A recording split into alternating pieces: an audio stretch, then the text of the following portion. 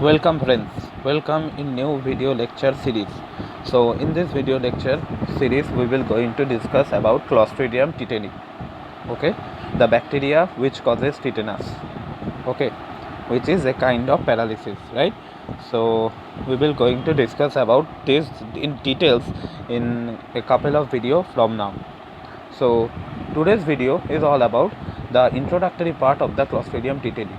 We will going to learn about what is Clostridium tetani in this video. So let's start. So Clostridium tetani. Okay. So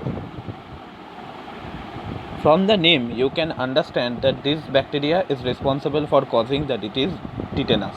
Okay. And the meaning of the tetanus is being taught. Okay.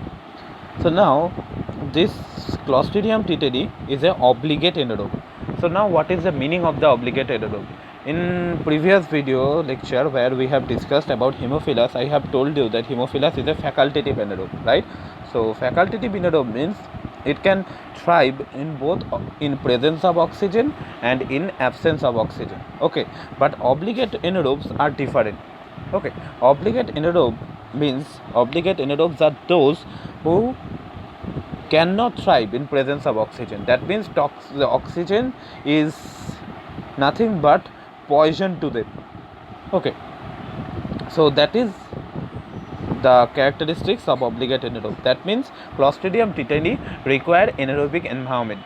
Okay, and that is the reason why they live in the deeply compact soil, and that means they will thrive in deep compact soil where the presence of oxygen would be minimal, or the area is fully free of oxygen, right? And when they feel the presence of fresh oxygenated air, they will convert it themselves into spore. I hope you know what is spore. Spore is the special capability of the bacteria for survival, right?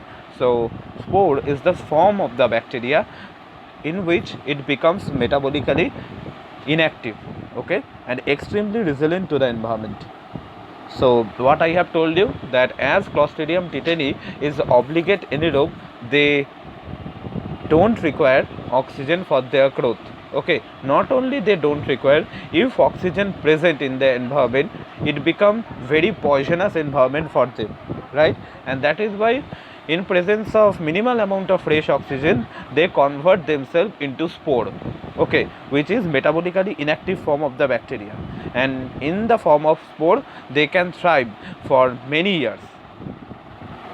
So now we have discussed that Clostridium tetani is obligate anaerobe. Another important thing, that it is bacillus. Okay, bacillus means, yes, obviously it is rod shaped.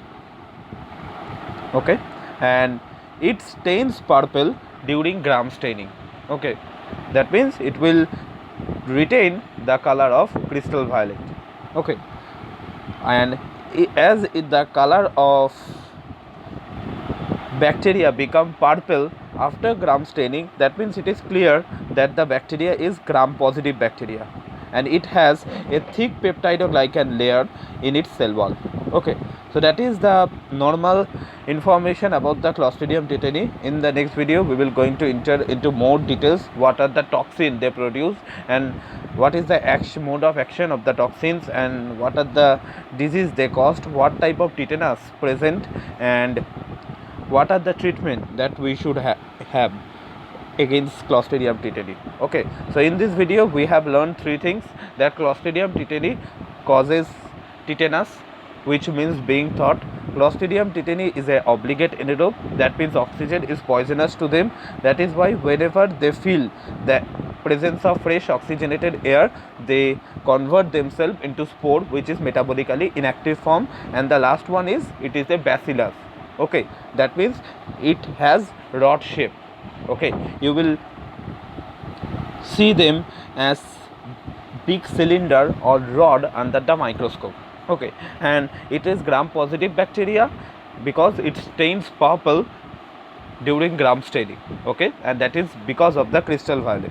And as it is gram positive, then it is clear that it has a cell wall which contains thick peptidoglycan layer. Okay, so that is the first video regarding Clostridium tetani. Thank you.